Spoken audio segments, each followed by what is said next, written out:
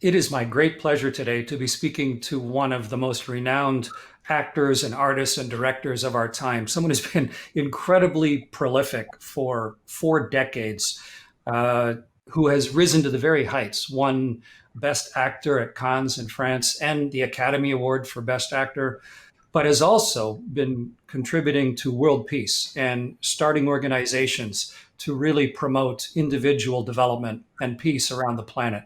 It is my great pleasure today to have a chance to talk to Mr. Forest Whitaker. And Forrest, thanks for making time for me today. Both of us got kind of our start in Texas. I lived in Houston as an astronaut for 20 years. You were, on the southeast side. You were a little further up on the east side in Longview, but I think you left there like at 4 or 5. Do you remember much of living in Texas?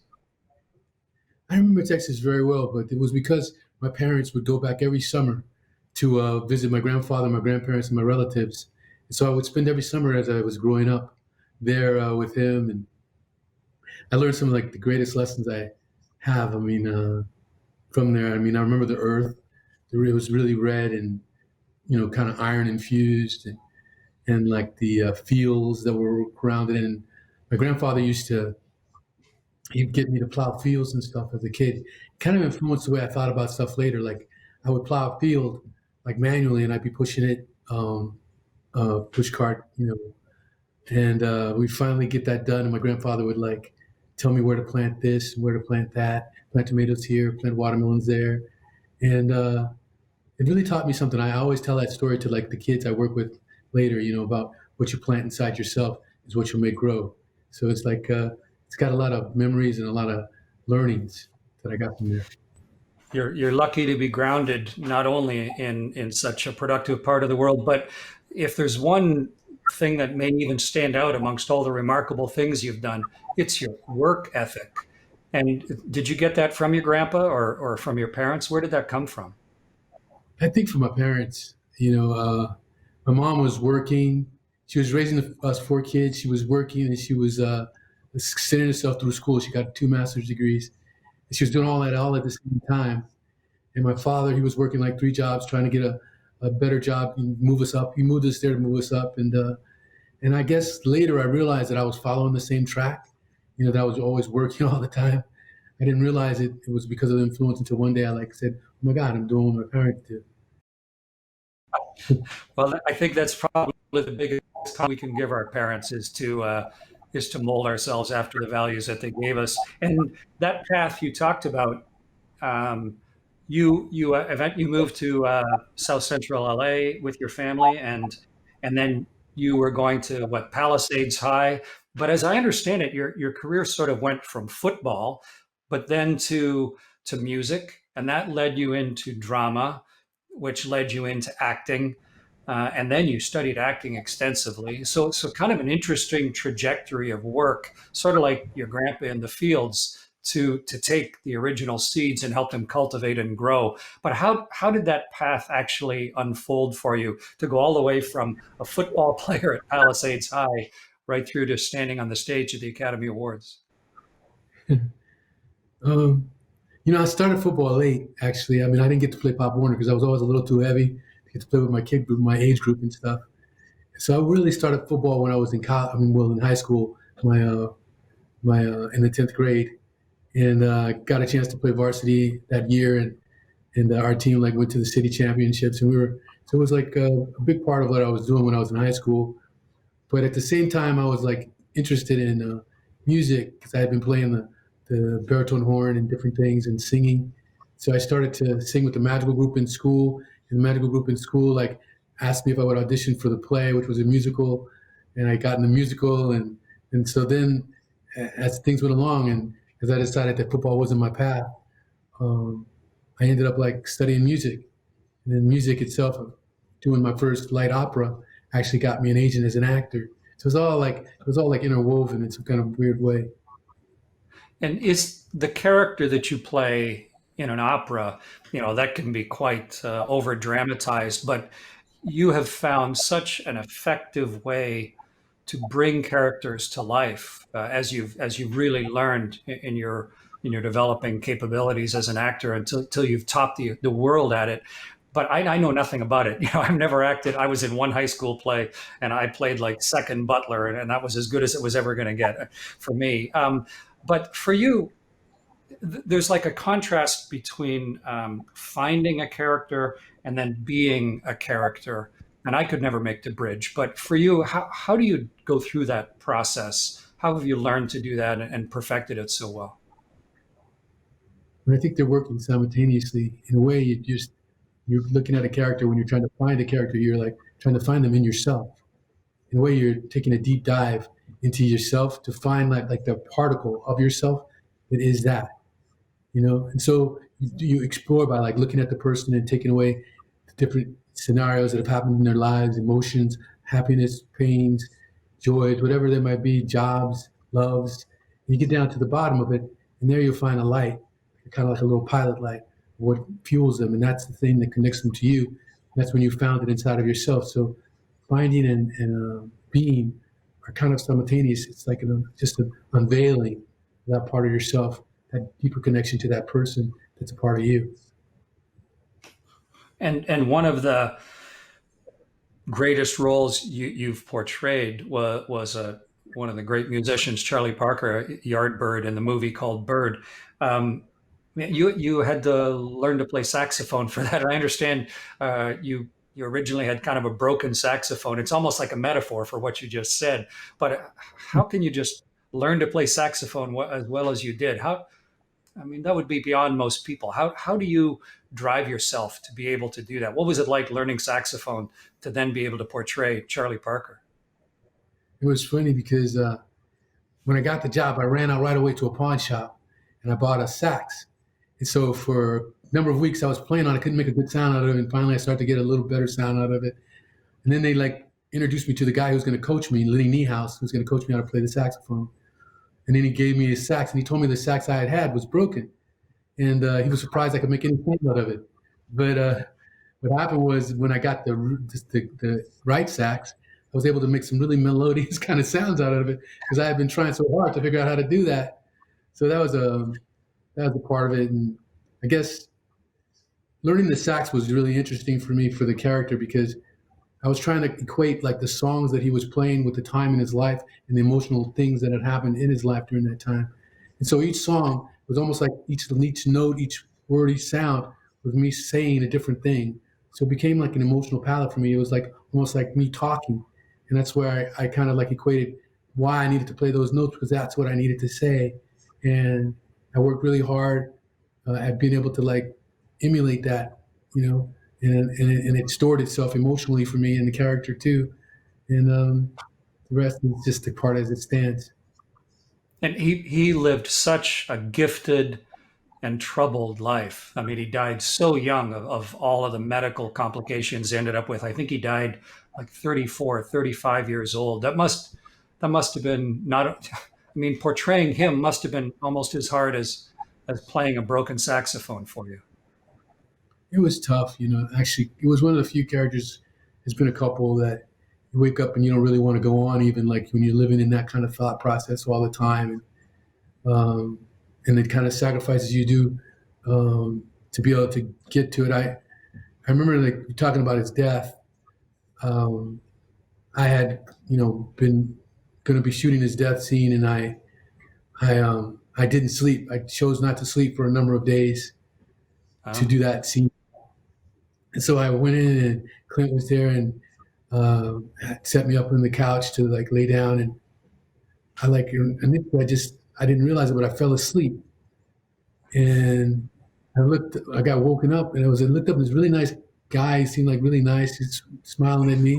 And I thinking, oh, who are you? You know, how you doing? You know, and then I look over and I realize that the camera crew is still there, and Clint's there, and I say, I'm sorry, Clint, he said, no, no, no, no, no, no. Let's just do that again. Let's do that again. And it was a process of, you know, trying to find the truth, you know, in the character in the moment, emotionally, and he helped me a lot with that. I mean, I have great respect for all that Clint Eastwood has done as well. He's a legend like yourself. What did you learn from Clint? I mean, it sounds like, just from the story you just told, he has a great sensitivity to what's happening and not a necessity to enforce his will on what's happening. But I don't know him at all. What did you learn from Clint Eastwood? I think your assessment's kind of right. I learned how you can take a moment that's different. Like where you put up against a challenge, and you can like augment. You can use that challenge to be an augmentation, make you do something even greater. I'm thinking of like there was a scene that we were doing, and my character was out in the park, and my wife was supposed to come up to me, and it started pouring rain, and it wasn't in the script. It just started pouring rain, and Clint decides, that he liked it better that way, that he could do something better. And so what happened was a scene where my wife is trying to come and get me out of the park, and I'm high on drugs and everything. But now I'm in the middle of the park, and she's coming out to me. Well, sitting in the pouring rain on a park bench. You know, she's like trying to get me to go out, and it really helped. It really told the story. I think when you're able to like embrace present and then like be able to see if you can augment it to make it even greater. I think that was one of the gifts that he had, and that scene reminds me of that. Yeah, the uncertainty of trying to deal with what's happening in life. I know maybe some people don't know, but I understand you're a black belt. Is that right? In Kempo? Yeah, yeah, I studied for quite a long time. I originally started in Kali, which is a different style, it's a Filipino martial art, and then later I got a chance to work with Kempo. And so, but I don't consider myself a martial artist. No, I don't. That's been another time, another lifetime. But does that type of skill, often what I've found in my life as an astronaut is it seems impossible. Like you look at, I don't know, whoever, Neil Armstrong, and you think there's just no way. But by changing myself a little bit, by gaining a skill, it gives me confidence to deal with uncertainty. How our careers have been so wildly different. How do you deal with the uncertainty of trying to accomplish something that has risk? And there's two things in your question. Like, um, first was utilizing something that you learn a tool to be able to help you in what you're doing. And I think that the martial arts, particularly when I was working with Danny Losanto and Richard Bustillo, and then Joe Jackson later, um, I learned how to take different angles to get to a point, to understand like that you can go around in circles or you can go underneath, that there's different angles that you can take to still reach the same conclusions or to find the truth. There's many different paths to the truth. Um, as far as uncertainty is concerned, uncertainty is something that I live with. Every moment is change. Sometimes the change becomes large, like we're in right now. But in the past, I've used uncertainty, which sometimes is fear, not knowing what's about to happen, not knowing what's going to manifest, as being a driver for me to know that what I'm about to do is something new and I'm learning something, I'm expanding. It's a person that my awareness, my universe, as it will, is expanding. I'm starting to understand something new and different. So the uncertainty has pushed me into a place where I'm having to explore.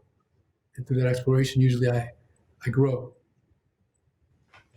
And I understand in another film that you did, The Color of Money, where you had to learn to play pool, and one more skill that most people never master that you had to do in order to get it. But there was a pivotal, and it's related to what you just said, Forrest. There was sort of a disagreement as to how to play your scene as a young pool shark, and you were sure that this was the right way to play it, and you had to, as obviously not the heavyweight in that film, but you had to enforce your will. You had to have the confidence to be able to take that risk. You must have. Hopefully, I have the details right, but you must have learned a lot from that also. I did. I mean, without ego, if you can approach something and know that you're like walking towards the truth, I was just in service of the character, and I didn't feel he would behave a certain way. I felt he would behave a particular way, to be honest. And so I tried to stick with that truth. And it was pretty frightening as a young actor because, I was young. I only had two scenes in the movie. I was sitting way in the back watching them like do stuff mostly, you know. Yeah. But I tried to stick with the truth I could see, and I found out, and by sticking with that truth, I know that it worked, and I believe it's one of Mr. Scorsese's and Martin Scorsese's favorite scenes in the film. Actually, I've been told later. So In service of the character. That's a thought I've never had before of how an actor sees their work.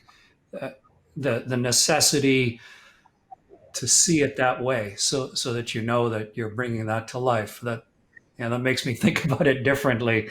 Um, and does that come easily to you, or what in life is easy for you? I hate to answer that question, but no, truly, but honestly, nothing really.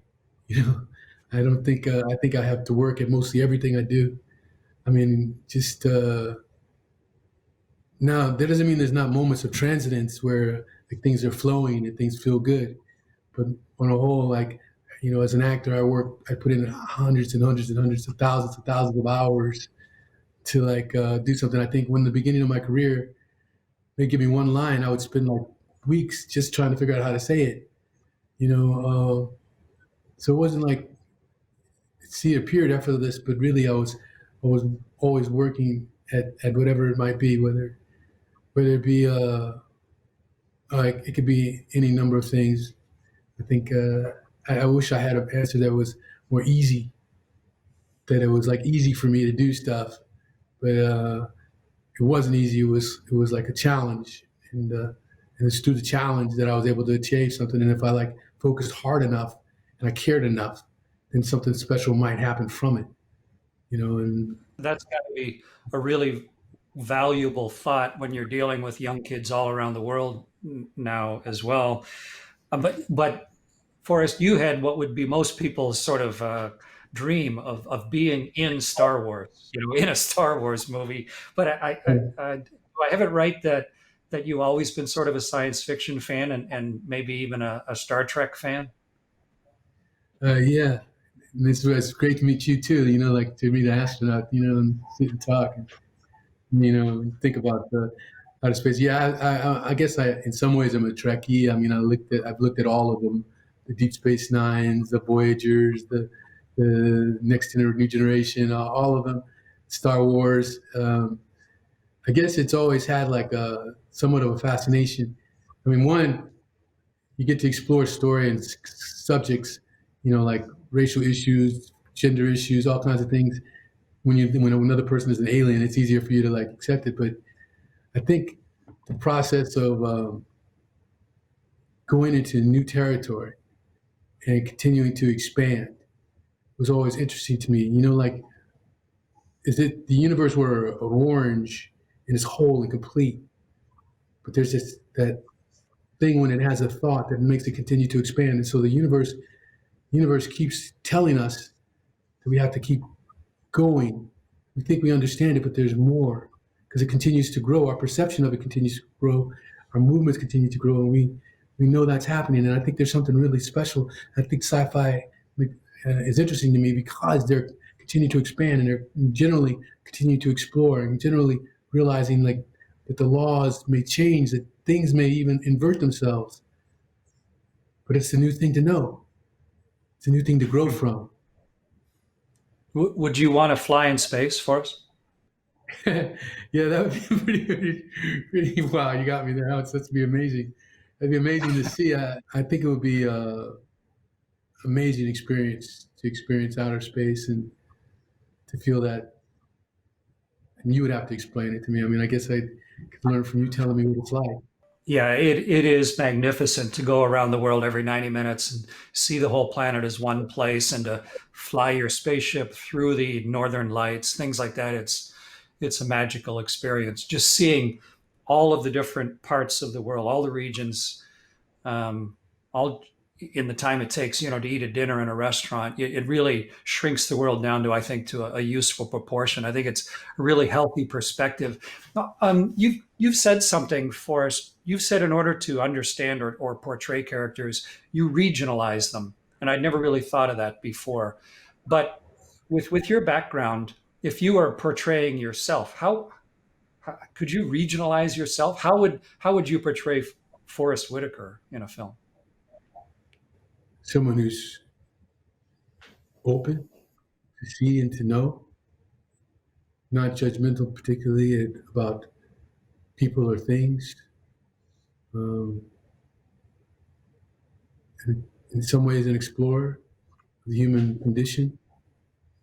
Um, Someone who cares, someone who's trying to understand. Um, I don't know, someone who's willing to find the new thing, and find the thing that already exists. It's back to your thing when you were talking about it, that exploration. Even when you talked about when you said something about the you flying in space, and you were saying to see it all connect. It's all one thing. That's the thing that I guess my character would have to be trying to search for. I've lost that sometimes. When I do, I lose myself.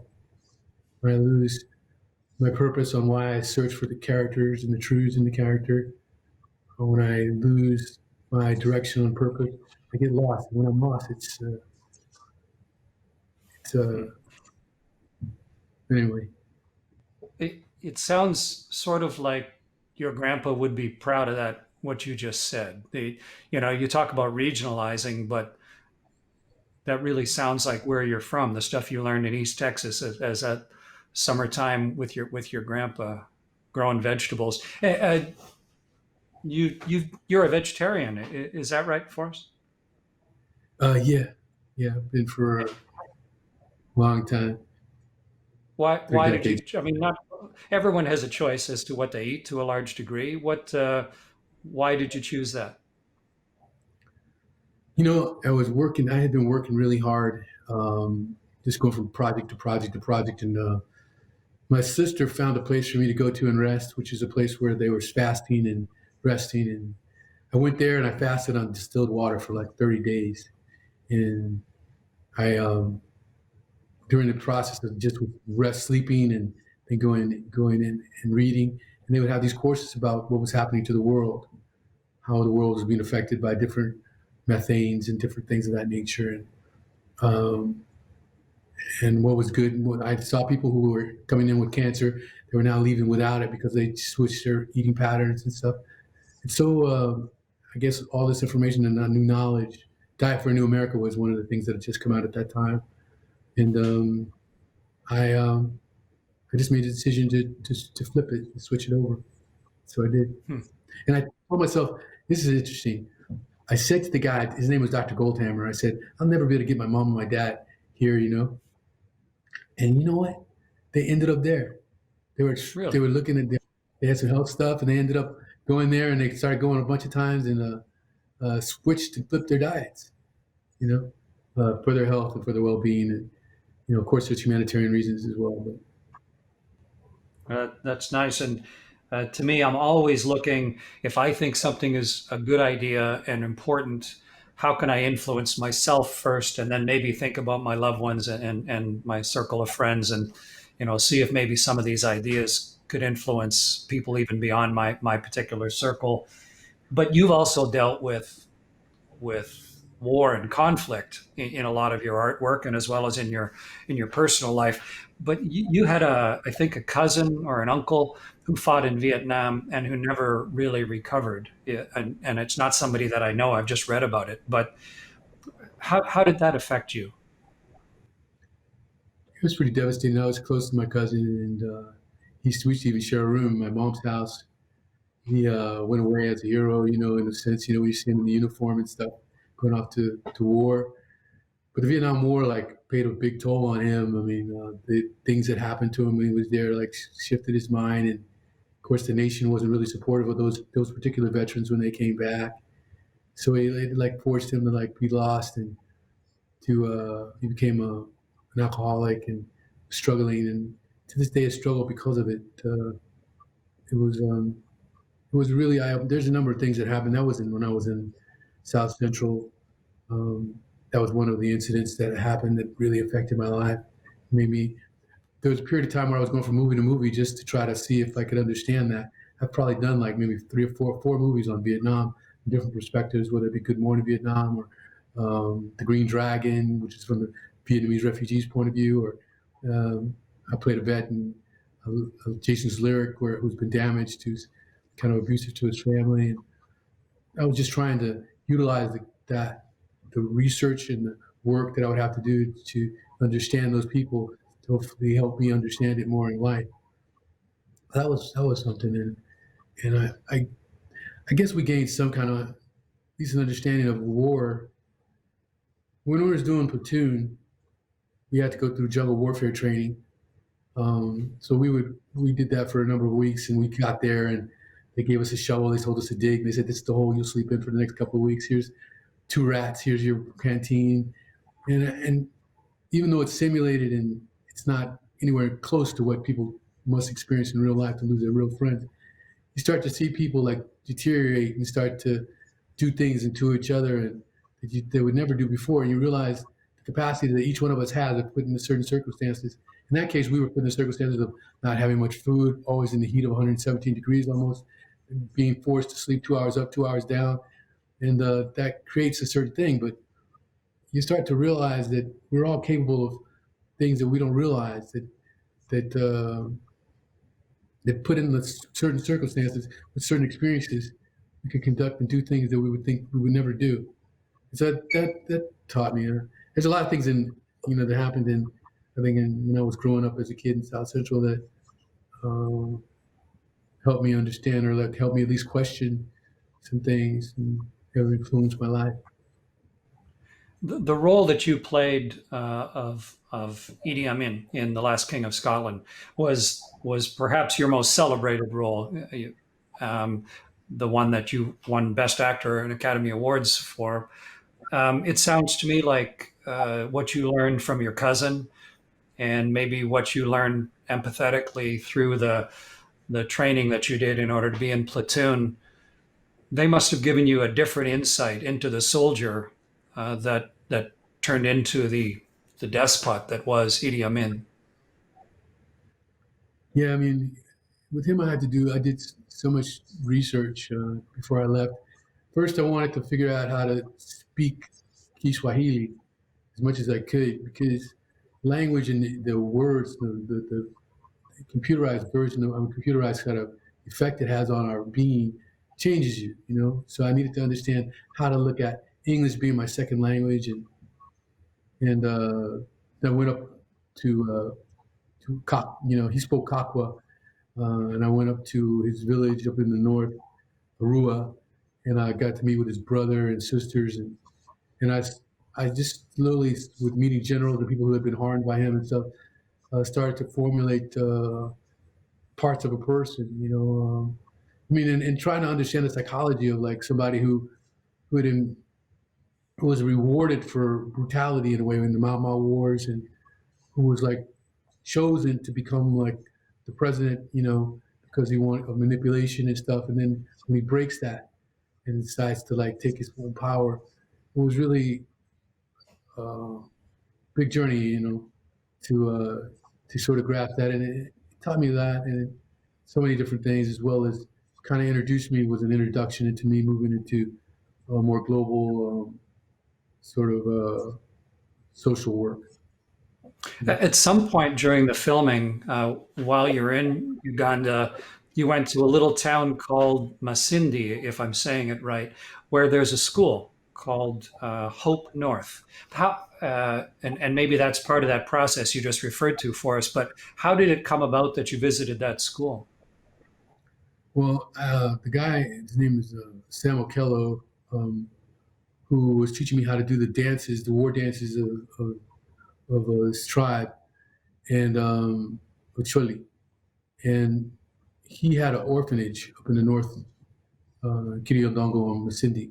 He had an orphanage there, and I went with him because he requested that I go if I had an interest.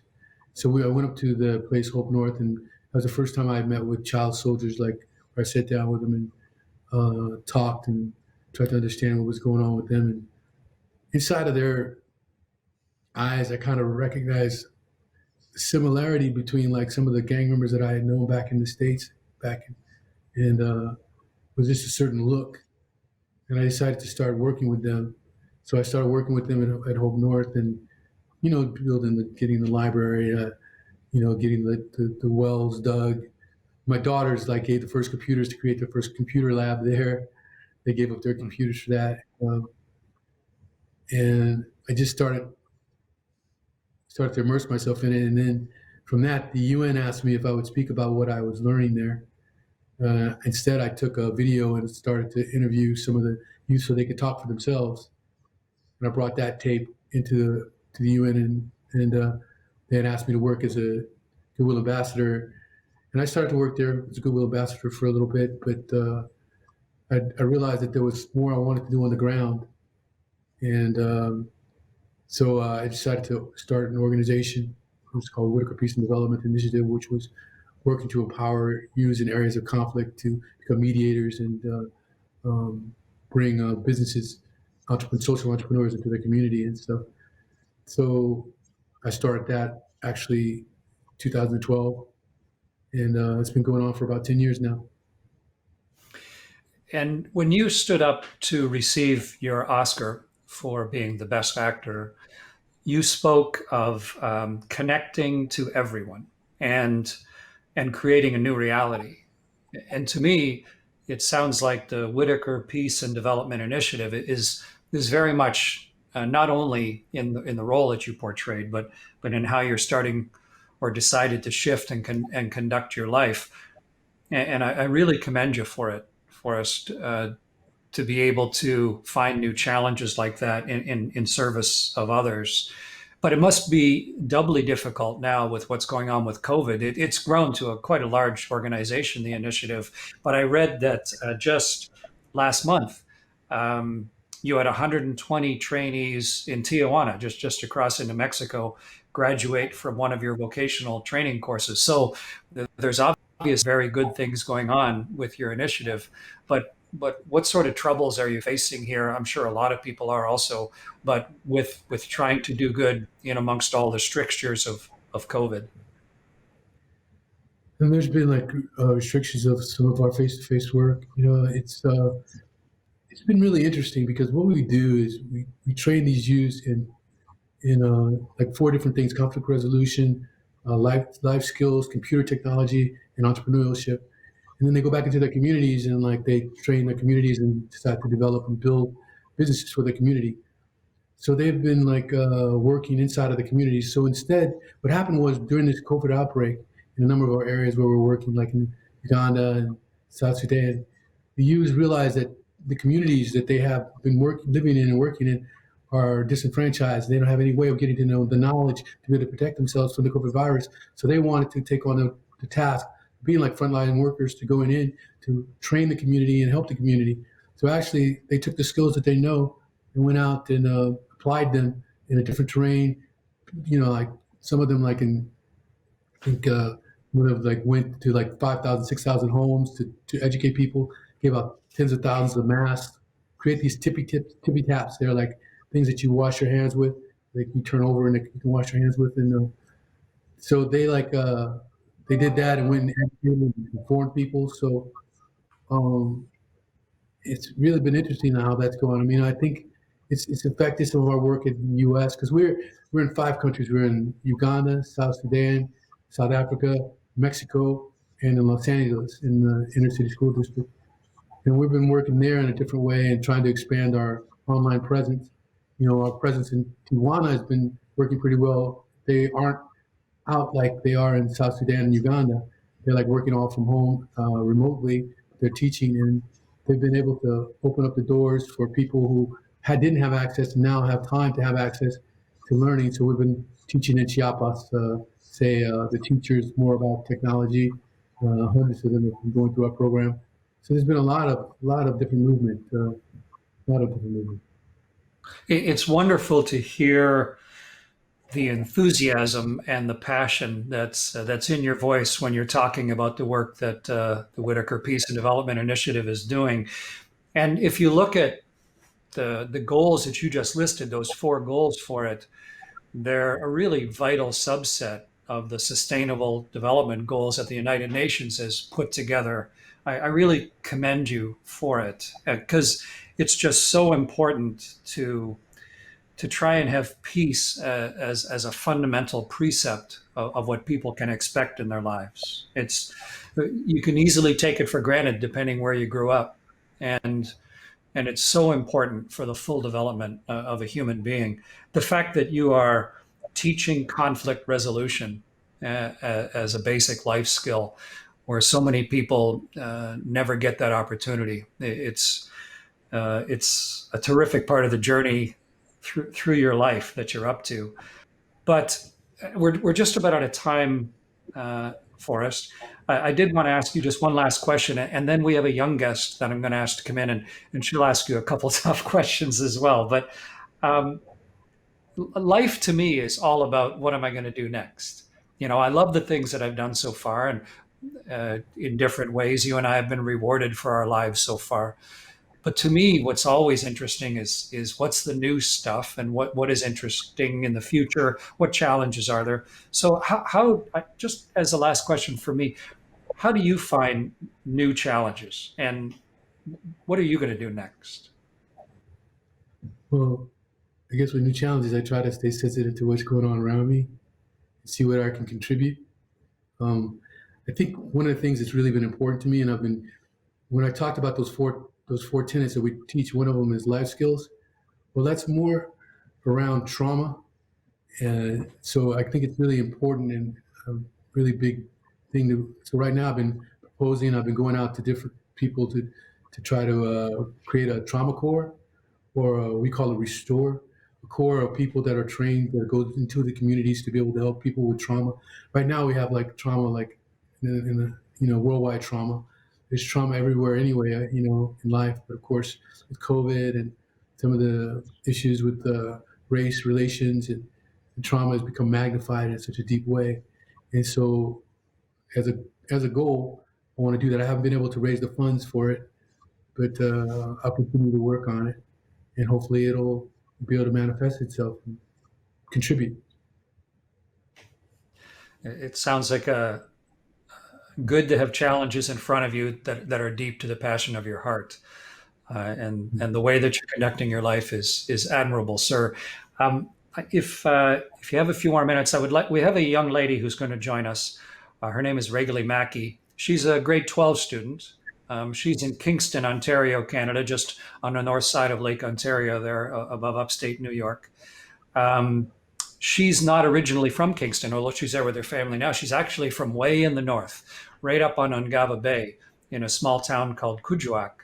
And she was recently elected by the student body at her school as the equity commissioner to deal with the marginalized groups that are within a school in a town like Kingston.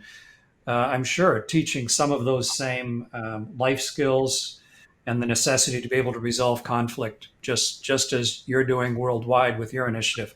But Wrigley, if you're hearing and seeing us, okay. Wrigley, did you have any questions for Forrest? I do. I have three questions for you guys. Yeah, so the first one is I wanted to talk about discussions about marginalized groups, including Inuit, that don't include the people that are being talked about. So, why do you think it's important to let us tell our stories to those people that are already talking about us? It's completely important. I mean, it's to understand like the intricacies of the community and the culture itself. I think those people who are being marginalized, who aren't having their voices heard, have to find a way to amplify their voices in some way so that they can force themselves to be heard. And those who are in positions to be able to do that need to do so as well. I think been like some interesting things. Like we've been working on a project where we're trying. It's a storytelling project. It's a where in the Native community um, we we've got a school, and they're going to be the advisors or the writers of the project for the network itself. So we're trying to like find ways to like bring the voices out the best way that we can. But I think it's crucially important. Actually, when I was explaining to Chris, like first time I went to the UN, instead of me trying to talk for the community itself, I brought the tape to the community and requested that they would brought the people from the community. So with our organization, because my organization, we like work in the communities, work on conflict, also build businesses. I think we built 150 something businesses. When people are asking us to talk, get kids to talk about creating businesses and things, we bring them. They're the ones that go to talk. They're the ones that go to speak. And it's from that, now they're becoming like the experts that everyone calls in because they're the only ones who really know what's really going on. That's very cool. Thank you for that. My next question is actually about your organization, Forest, which supports 12 of the 17 UN Sustainable Development Goals, one of which is zero hunger. And in Canada, only about 43% of Nunavut households reported being food secure, compared to the national average of 87%. So, how do you think, what does it mean when there's this much disparity between these communities? And how do you think this goal can help close that gap? I think when you have like this kind of disparity, it's a breeding ground for conflict. Conflicts mostly start out of like unmet needs. A community that's food insecure uh, is going to have like issues that they're going to cross each other.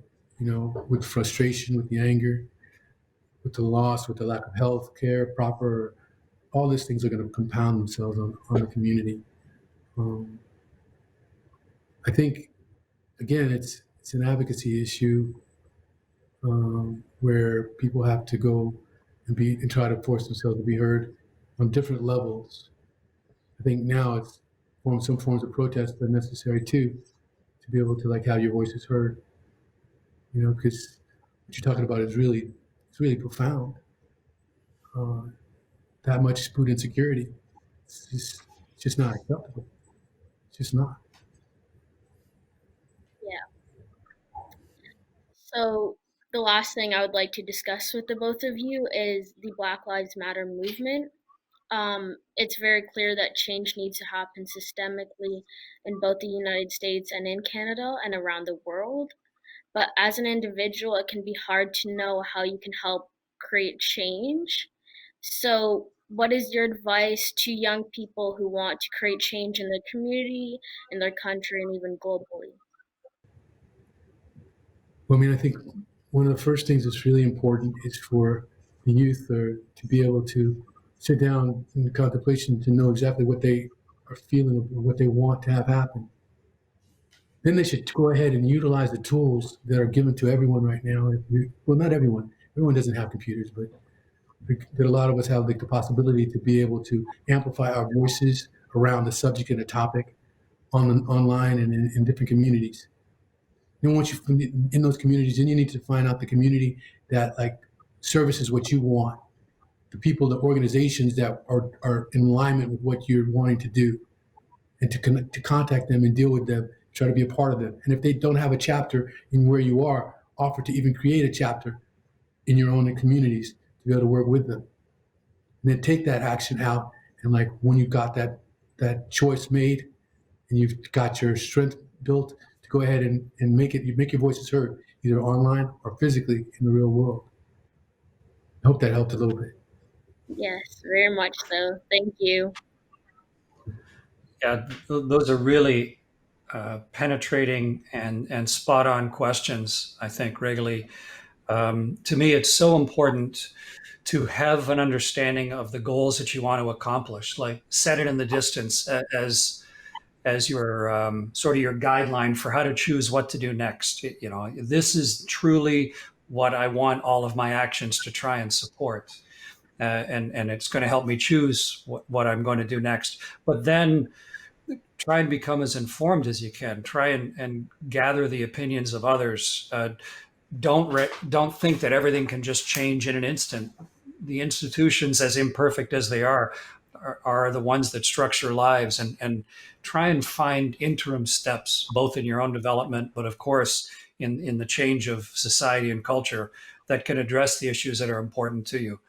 And so much of it can be hard to sustain. You know, the great burning passion to fix something, if you can't get it fixed in a short period. That's why I admire what Forest is doing so much with his peace and development initiative. Is it's already nearly a decade old, and yet, if anything, it's still on an upward trajectory of accomplishment, and you can measure that lots of different ways around the world. The tenacity that takes, and the willingness to accept small failures in the pursuit of a larger success. That, to me, those are really important as well, in not just identifying and railing against issues, but looking for communal ways to try and solve them. And this, as you mentioned, Regali, the United Nations Sustainable Development Goals, they verbalize them so well, and they're central, I think, to a lot of what Forest Whitaker is addressing here as well. And I commend you at just the grade 12 level for being actively involved in it within the student body there, which is only going to branch out and increase as your life progresses as well. Did you have any other questions at all, Wrigley, or any follow-on thoughts? No, I think that's all. Okay. Okay, great. Well, thank you very much, and please tell everybody at the school hello from me as well. I guess, Forrest, I'm not sure if there's anything that we didn't have a chance to speak about that's important to you, but your fundamental vision of peace, you've found it at all different levels. You've portrayed it in your roles so magnificently at all different levels. If you look at the way in Butler, how your character over generations managed to walk a line that led to so many good things happening, but what is, I guess, your vision of peace, and how best can people enable peace as a public good? I think there's different types of peace. We talk about regular peace, a peace, a holistic or positive peace. You have solidarity between people and the ability to communicate and work towards similar goals for humanity or for their community. There can be a negative peace in the sense where the society itself may be holding down certain elements of it. So it appears like there's peace, but there's not, or there's a lot of hatred between groups, and it's only waiting for a moment. It's more like a ceasefire than it is peace. Yeah. And so we need to we need to try to build towards that positive peace where people are communicating, where they're accepting each other and understanding each other, trying to be empathetic to the situations, and working towards common goal. I think one of the big important things to do, usually when you're negotiating these things, is trying to find common ground. With common ground, you can move towards a sort of solidarity for the common ground. And from that, you can hopefully build peace, because peace is something that has to be continually worked at, so that we have to continue to incorporate deeper into our lives. I don't know if I answered your Oh, question. you certainly did. And you're currently doing a television series, uh, Godfather of Harlem, playing a complex character, but one who I think is doing just what you said in a place that maybe just has sometimes the appearance of peace, much more of a ceasefire, and having to deal with the realities of the brutality of it, but also at the same time trying to pursue his own ideas of how things could be better. Is that a microcosm of what you're doing with your peace initiative as well, or how do you tie those things together in your life?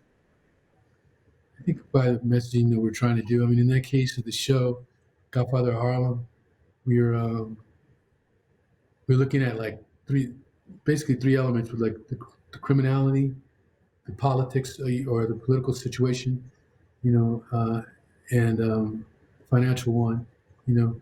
So to be able to look at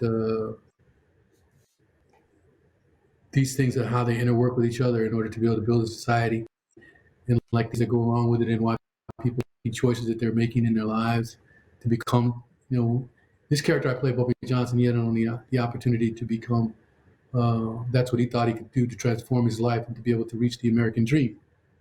That was the avenues that were set for him. And so we're exploring like the civil rights movement, politics of the day, the crime of the day, and we're merging those things together to understand about the inequities that she was talking about, her being an equity officer, and how that all works together, how they all interplay to try to reach for the same goal, but how we can find, again, like I say, there's not peace because there's not a true solidarity of like people like working as cohorts in solidarity with each other, and that's what the show kind of explores, the different avenues that are offered to people, the things that make them feel deprived, as she was talking about, of being food insecure, you know, and what that does to people and what they'll do. I don't want to continue too far, but I'm glad we talked about the sustainable development goals. I mean, because they kind of are acting as a blueprint or of like the things that need to be dealt with or corrected in order to be able to create a whole and holistic and harmonious world, you know. And peace is a big part of that. You have a tremendous platform to speak from just because of the roles that you portray. And people naturally associate you with the roles that you so masterfully act. And I find it interesting that um, you are using that within the Peace and Development Initiative with Cinema for Peace and letting people play, act, and role portray, and then see that there are other choices within their lives so that maybe they can help be part of something that's better than exists right now.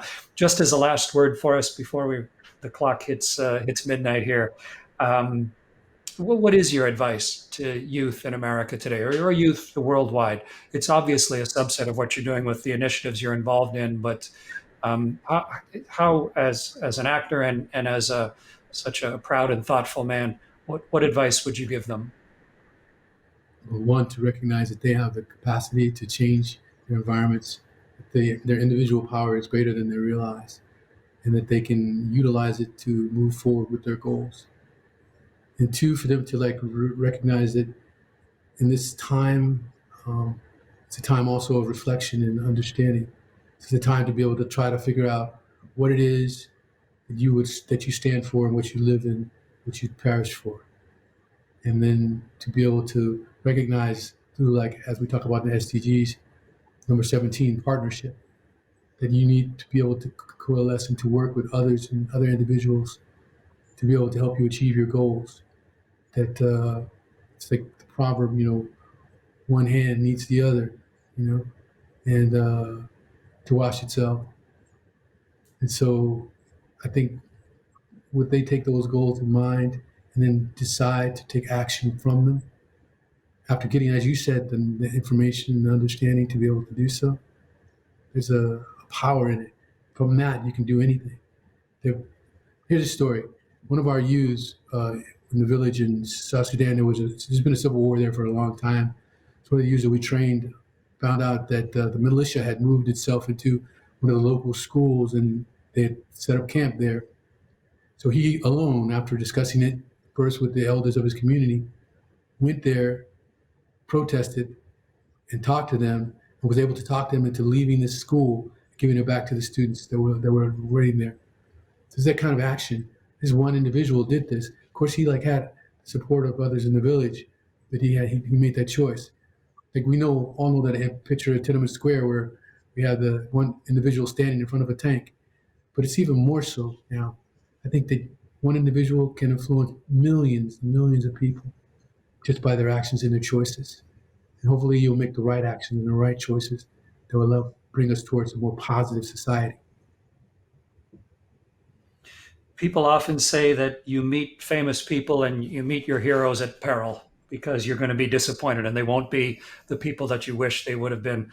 But Forrest, even in this brief meeting we've had together, I don't know if it's easy to see, but it's clear at least why you're such a terrific and accoladed actor, the depth of soul that you have and the thought you put into things, but also your desire to do good in every action that you take. It's really refreshing for me. It's made me think a bunch, and thank you very much for taking the time to talk with me today. Thanks a lot for having me here. It's really been a pleasure talking to you. Really. I wish you great success in all the things that are coming in the future. Thank you.